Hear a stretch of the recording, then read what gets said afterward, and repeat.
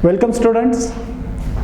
In previous lecture we studied about the thermal expansions, and thermal expansion coefficient, and there are three types: linear thermal expansion coefficient, areal thermal expansion coefficient, and volume thermal expansion coefficient. So now we start with again linear thermal expansion coefficient in depth.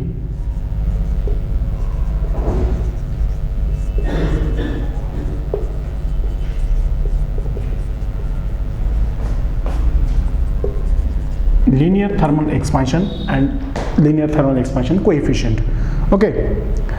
As we discussed earlier, the length of a rod, whether the change is related only in the length, means that whatever the dimensions are changed due to the temperature, that dimensions is only length. That time we consider the linear coefficient or linear thermal expansion coefficient.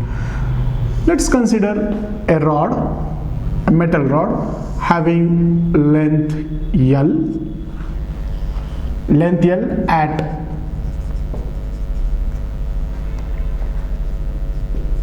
ice point, length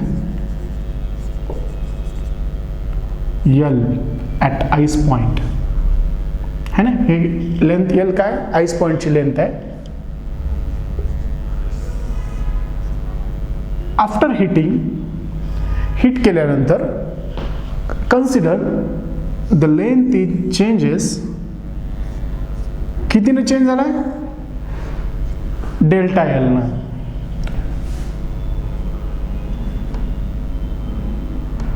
इथं वाजून घेतो मी वाटल्यास है ना. L is length at ice point, delta L is length at delta L is CHAN, change in length after heating or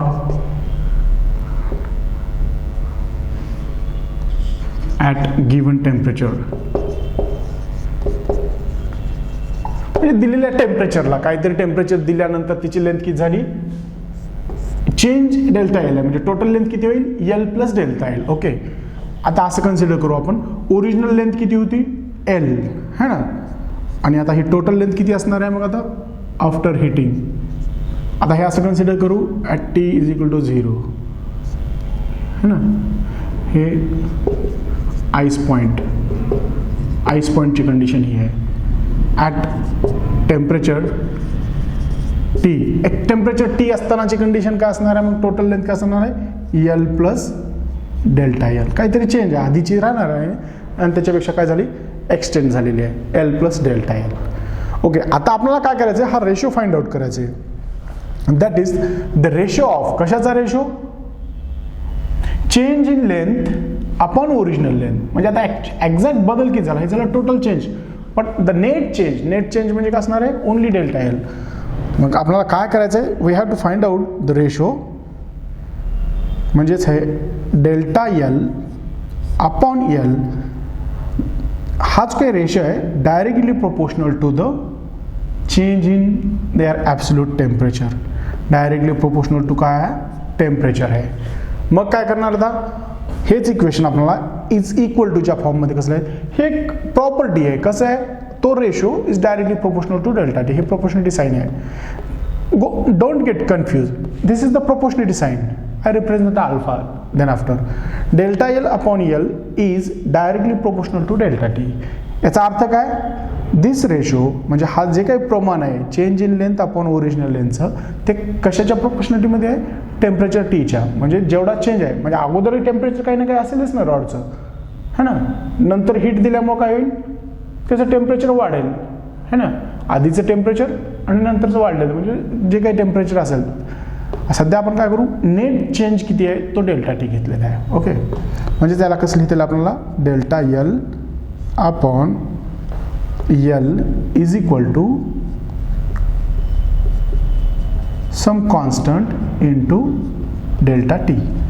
some constant into delta T. Okay, आता त्या कॉन्स्टंटला आपण काय करू, लिनियरसाठी स्पेसिफिक डिफाईन करताना लिनियर थर्मल एक्सपान्शन असल्यामुळे आपण त्याला अल्फाने डिफाईन करू. एरियल असेल तर त्याला बीटा, व्हॉल्युमेट्रिक असेल तर अजून काहीतरी, है ना, फक्त आपल्याला आयडेंटिफाय करायला सोपं जावं म्हणून, है ना. So therefore delta L upon L is equal to, instead of that constant now I write alpha. Look here, this is the proportionality sign, this one is the alpha. Don't get confused. हे proportionality sign आहे, हे alpha आहे, हे proportionality constant आहे. Alpha into काय असणार आहे, delta t. Okay, alpha into delta t. From this equation, what we have to find out? We have to find out the value of alpha, where alpha is the linear thermal expansion coefficient. Alpha काय असणार आहे, linear thermal expansion coefficient. Okay, so आता आपल्याला काय करायचं आहे, या अल्फाची व्हॅल्यू फाइंड आउट करायची. So therefore alpha is equal to, काय करता येईल बरं, alpha is equal to, simply ही टर्म आपण काय करू, इथं डिनॉमिनेटरमध्ये घेऊ, बाकी काहीच होणार नाही. काय होईल, delta T, sorry delta L, not T, length आहे का, sorry for that, delta L म्हणजे चेंज इन लेंथ अपॉन हे original length as it is, आणि हा डेल्टा टी इकडे येऊन काय होईल, डिनॉमिनेटरमध्ये जाईल, डेल्टा टी. ओके, असं होईल. क्लिअर आहे. Okay, now the same equation can be represent like this, alpha is equal to, आता हे डेल्टा एल म्हणजे काय असणार आहे, आधी जी काही लेंथ होती ती आणि नंतरची लेंथ जी काही होईल त्या दोन्हीमधला डिफरन्स. म्हणजे ऑब्व्हियसली ते एक्सपान्शन व्हायले म्हणजे नंतरची रिडिंग म्हणजे टेम्परेचर टीची रिडिंग काय असणार आहे, लेंथ जास्त असणार आहे कोणापेक्षा, या आईस पॉईंटच्या रिडिंगपेक्षा. म्हणून आपण काय करू, त्याचा डिफरन्स घेऊ. मग तो डिफरन्स काय असेल, जे काय असेल लेंथ दिलेल्या टेम्परेचरला, हा डिफरन्स काय असणार आहे, L T. T means the length at a given temperature, T minus L, only L which length at an ice point divided by, आता हे length at ice point as it is. आता इथं पण delta T आहे म्हणून मी याला काय करतो, ब्रॅकेटमध्ये घेतो. का ब्रॅकेटमध्ये, that length is multiplied for the both temperature. Both means ice temperature है ना, किंवा इनिशियल टेम्परेचर अगोदरचं जे असेल ते, आईस पॉईंटचं टेम्परेचर कन्सिडर करू, किंवा इनिशियल टेम्परेचर जे अगोदरच्या पॉईंट जे असेल ते, आणि नंतर दिलेल्या टेम्परेचरला. म्हणून आपण काय करू, येतं तसंच लिहू इथं पण, हे टी मायनस आता आईस पॉईंटचं टेम्परेचर आपण याला T0 ने डिफाईन करू. ओके, क्लिअर आहे. ओके, आता इथं काय करणार आहे, डिफाईन करून पुन्हा डबल लिहित बसायची गरज नाही, मी फक्त ओरली सांगतोय. T0 temperature at ice point, T temperature at a given म्हणजे कंडिशन, इतक्या टेम्परेचरला वगैरे दिलेले असते. L T length at a given temperature, and L is the length at ice point temperature. Okay, now simply I write here, तुम्हाला जर L0 इथं लिहिलेलंच आहे, आपण त्याला डबल एक्सटेंड करू एल, किंवा त्याला इथं आपण काय केलं, डिफाईन L0 डिफाईन केलेलं आहे.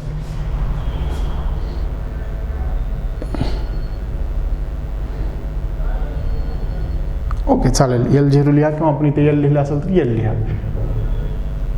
L0 हे L0, पुन्हा इथं कुठे असणार आहे डेल्टा टी म्हणजेच हे L0 प्लस वॉट एव्हर. पुन्हा इथं काय केलं आहे, झिरो म्हणजे झिरो टेम्परेचर म्हणून आपण झिरो केलेलं आहे. एल घेतलं तरी काही फरक नाही पडणार. हां, आपण डिफाईन करताना कन्फ्यूज व्हायचं नाही. हे ओरिजिनल L0, नंतर आपण एल घेऊ.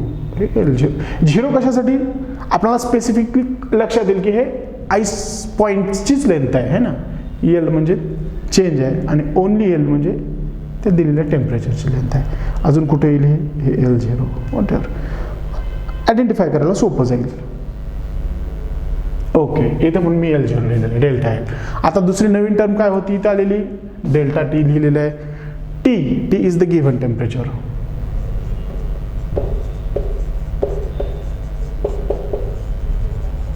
T0 आईस पॉइंट टेम्परेचर, झालं ना. आणि अल्फा काय, where this alpha is represent the linear. Why you call as the linear? Because its change is related with the length. Linear thermal expansion coefficient. Linear thermal expansion coefficient है ना, alpha. Okay, and now I make it. ह्याला आपण थोडंसं नंतर modify करू. का? We have to introduce one things. Actually this property is a own material property. ही material property आहे and that is does not depend upon the change in temperatures. म्हणजे initially 0 असल्यानंतरच लेन्थची वाढ होतानाचा रेशो वेगळा असेल आणि इनिशियली समजा 35 डिग्री सेल्सिअस आहे आणि तिथून पुढं जर रेडिंग फाइंड आउट केलं तर आपल्याला अल्फाची व्हॅल्यू वेगळी भेटेल असं होत नाही. कुठल्याही टेम्परेचरला जर तुम्ही तो रेशो फाइंड आउट केला है ना, तर आपल्याला अल्फाची व्हॅल्यू एका पर्टिक्युलर मटेरियलसाठी सारखीच यायला पाहिजे. पर्टिक्युलर मटेरियल म्हणजे समजा आपण आयर्न घेतला असेल तर आयर्नचा काहीतरी थर्मल एक्सपान्शन कोइफिशियंट असेल. कॉपर घेतलं, कॉपरचा थर्मल एक्सपान्शन कोइफिशियंट काहीतरी वेगळा असेल. झिंक घेतलं, व्हॉट एव्हर बी द जे काही आपण, किंवा डायमंड घेतलं, मटेरियल असेल ना, त्याचा थर्मल एक्सपान्शन कोइफिशियंट हा does not depend upon a temperature. म्हणजे वेगळ्या वेगळ्या टेम्परेचरला घेतल्याने काही ते चेंज होत नाही. म्हणजे समजा मी सुरुवातच आईस पॉईंटपासूनच करावं, नॉट नेसेसरी. आईस पॉईंट हे L0 किंवा T0 घेतलं तर तिथून काउंट करणारच टेम्परेचर मला फाइंड आउट करता येईल असं नाही. म्हणजे जर समजा आत्ता मी रूम टेम्परेचरला आय हॅव परफॉर्म एक्सपेरिमेंट, समजा मी एक्सपेरिमेंट परफॉर्म करतोय तर इथं आईस पॉईंट किंवा आईस पॉईंटचं टेम्परेचर नाहीच आहे. कन्सिडर करू आपण समजा 30, 32, 27 सेल्सिअस वॉट एव्हर जे काय असेल, तर तिथून पुढं म्हणजे ती जी सुरुवातीची इनिशियल रीडिंग असणार आहे तोच आपल्याला हा इनिशियल पॉईंट असणार आहे. त्याच्यामुळे आपण काय करू, ह्या इक्वेशनला थोडंसं मॉडिफाय करू. टू मॉडिफाय दॅट आपण एक पॉईंट इंट्रोड्यूस करू त्याच्यात. असं का करायला तर आपण alpha is not depend on a not depend on temperature. टेम्परेचरवर डिपेंड नाही, it's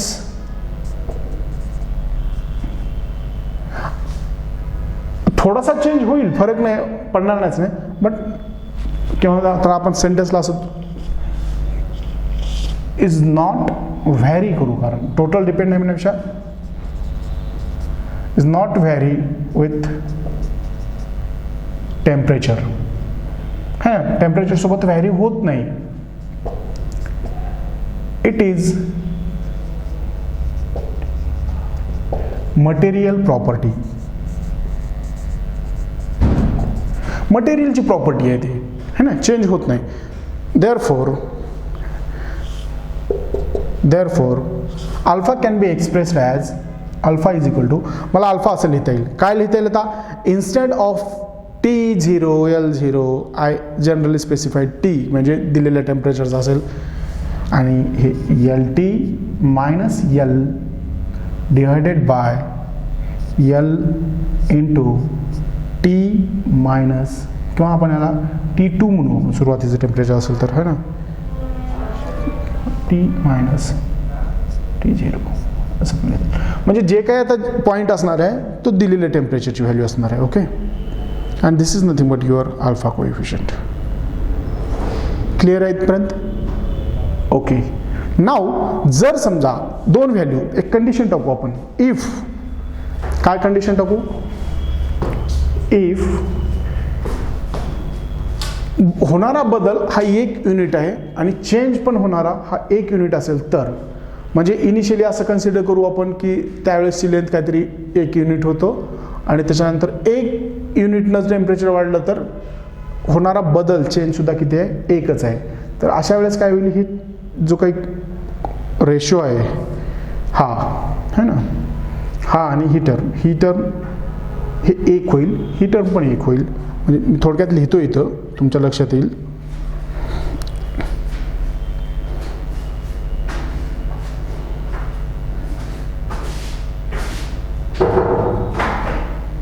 I write here alpha is equal to LT minus L only, है ना. असं केव्हा पॉसिबल आहे? इफ हे पॉसिबल केव्हा आहे? जर समजा हा चेंज, है ना, 1 सेल्सिअसनं जर बदल झाला आणि इनिशियल व्हॅल्यू जर एक काहीतरी युनिट होती आणि टेम्परेचर 1 सेल्सिअसनं बदलल्यानंतर त्याच्या जर इनिशियल जर एकच व्हॅल्यू असेल, तिथून जर सुरुवात केली तर काय होईल? किंवा इन शॉर्ट म्हणजे असं थोडक्यात येतो, if L is equal to 1 and here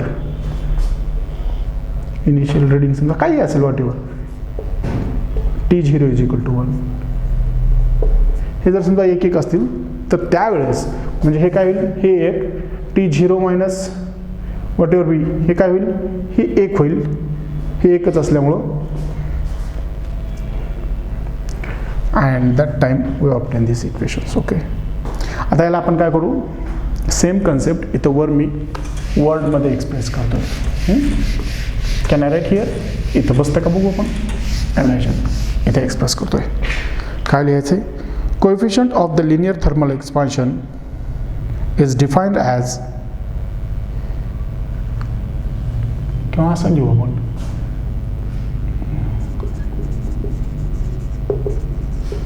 coefficient of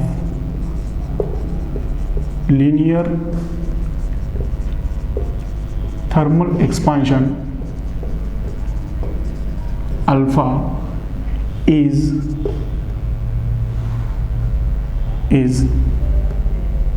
काय आहे आता? is defined as increases in the length per, defined as increases in the length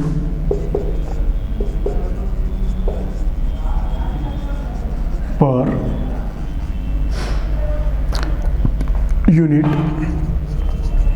original length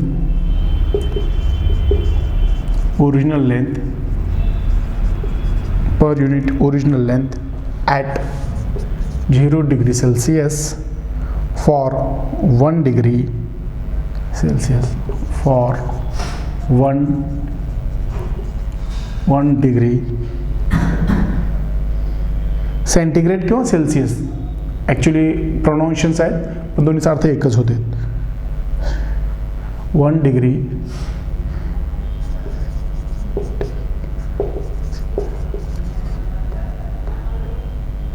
centigrade rise in temperature, असं असेल तर आपल्याला ह्याला असं एक्सप्रेस करता येईल, है ना. त्याच्यामुळं आपण असं पण लिहू शकतो. इथे लिहिल्यानंतर ह्याला थोडं मी गेज करतो.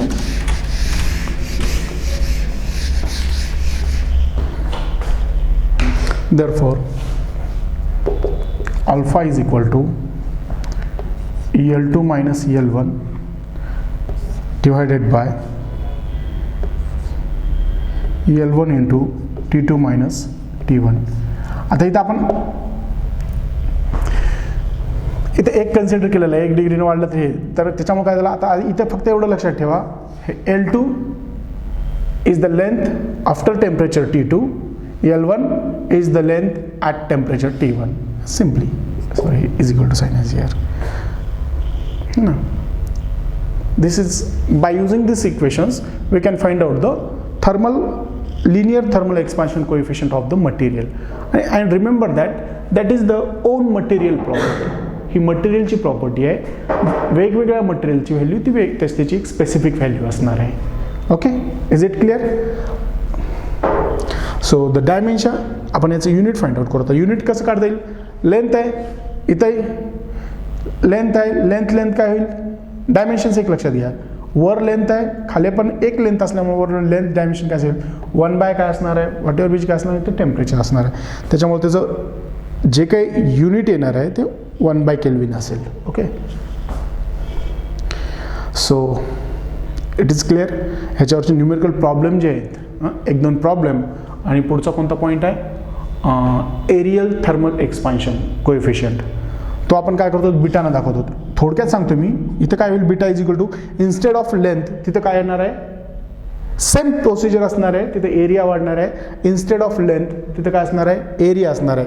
म्हणजे जर थोडक्यात जर सांगितलं तर एरिया जर आपण लिहिलं तर ए change in area A2 minus original area A1 किंवा अगोदरचा एरिया हे जे काय असेल डिवायडेड बाय हे ओरिजिनल एरिया A1 इंटू हे टेम्परेचर पुन्हा T2 मायनस T1 है ना. किंवा इथं पण इथं जसं आपण T2 लिहिलं सुरुवातीला तर हे T0 आईस पॉईंटसाठी लिहिलं होतं, पण आईस पॉईंटपासूनच एक्सपेरिमेंटची सुरुवात होईल असं नाही, म्हणून आपण काय केलं whatever be that specific change तेवढा घेतलेला आहे.